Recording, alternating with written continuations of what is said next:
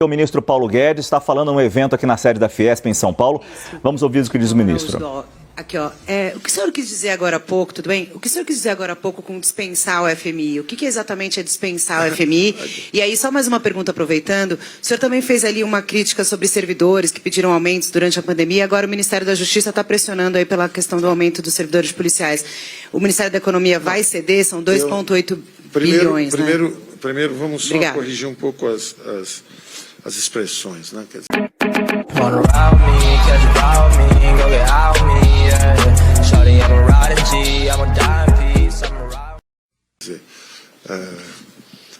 o que eu disse em relação ao FMI é o seguinte. Aparentemente, eu nem vi a reportagem, me disseram que ontem um ex-presidente do Banco Central criticou muito o Brasil, e ele até está indo para o FMI. É o Ilan, é um bom economista, um bom amigo.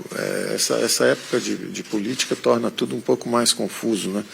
Mas ele tem todo direito, como economista, de criticar a política econômica, tudo isso. Só que ele está indo para o FMI, vai assumir lá a posição de comandante do hemisfério ocidental.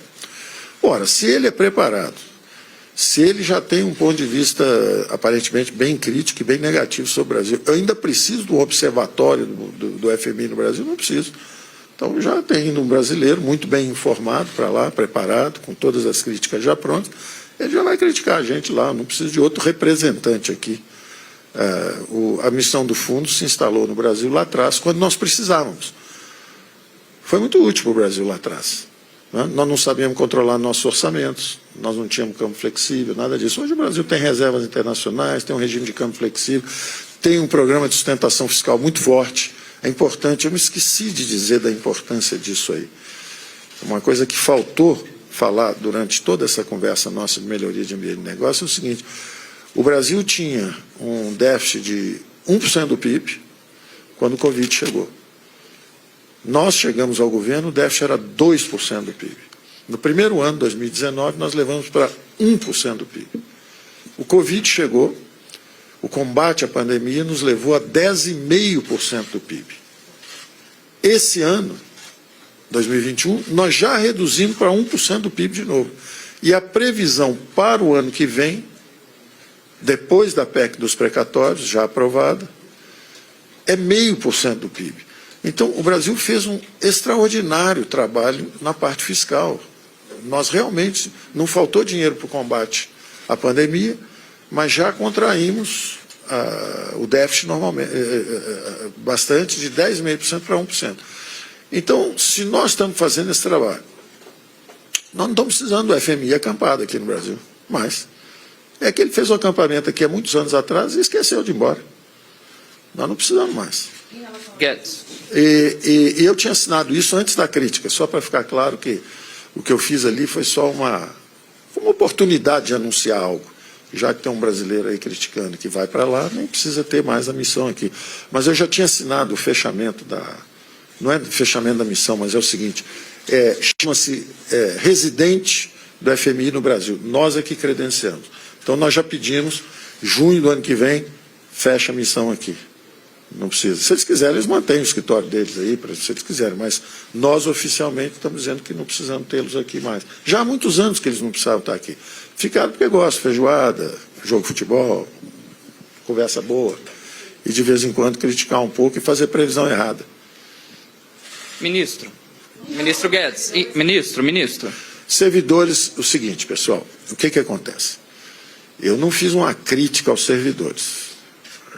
Eu fiz uma observação que foi o seguinte: durante a pandemia, nós estamos numa economia de guerra, esse déficit foi a 10,5% do PIB, e esse ano ele justamente voltou para 1% do PIB, porque nós não permitimos que as despesas excepcionalmente elevadas, temporariamente, em combate à pandemia, se transformassem em aumentos permanentes de despesas, como, por exemplo, aumento de salários. Então, nós interrompemos os reajustes de salários, fizemos como os países fazem.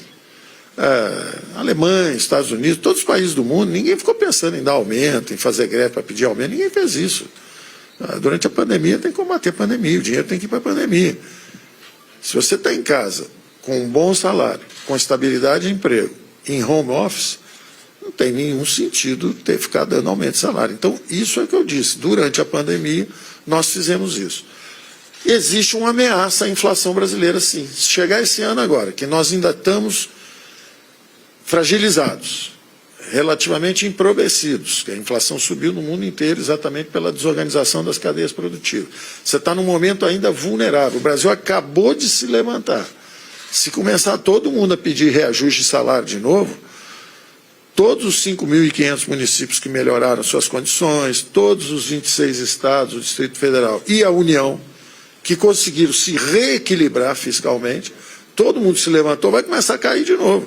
E aí nós vamos sustentar uma inflação. Isso vale também para a categoria de policiais? Isso é uma proposta geral, isso vale para todo mundo. Se começar a dar um aumento aqui, der um lá, pode trazer uma desorganização nas finanças. Mas qual que é o último pedido do presidente? Então? Aí vamos lá. Uma coisa se chama aumento geral de salários, etc. E isso não é um momento oportuno. A economia acabou de se levantar. Você chega agora e você transforma justamente esses recursos que nós conseguimos economizar. Você agora aproveita e generaliza aumento de salário para o Brasil inteiro, para o funcionalismo em geral, estadual, municipal, federal, você vai fragilizar as finanças de todo mundo de novo. Então, não é um ano, nós estamos em plena temporada eleitoral, não é um ano para alguém ficar jogando a responsabilidade nos governos seguintes. Quer dizer, o chefe está concorrendo a prefeito de uma cidade aí qualquer, dá um aumento geral de salário, vai embora para casa, perde a eleição e o outro que pague. Ou tenta dar um aumento de salário para ganhar uma eleição. Isso é complicado. Eu entendo que isso é diferente do que está sendo conversado aí a respeito de reestruturação de uma carreira. Se falar assim, vamos reestruturar uma carreira, isso já aconteceu antes de ter uma reestruturação de carreira, uma reforma administrativa em determinado setor. É diferente.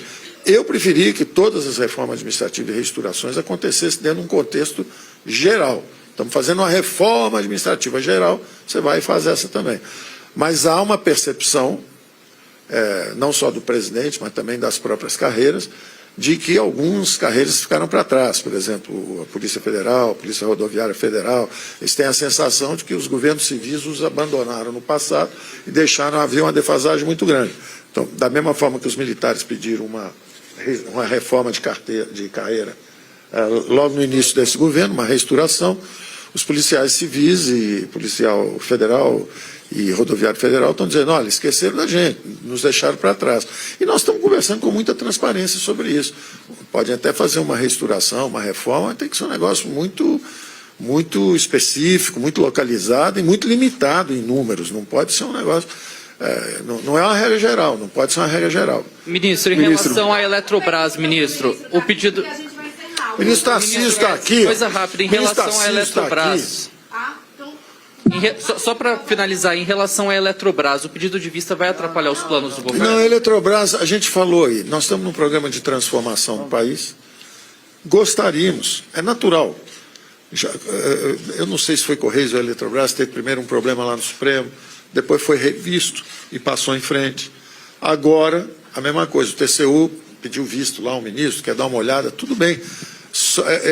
A única coisa que eu peço é que a gente não retarde o processo. O presidente foi eleito, falou em privatização, nós estamos andando, é natural que um ministro peça visto, que a gente atenda, perceba qual é a dúvida dele, atenda a dúvida e acabou, vamos seguir no jogo.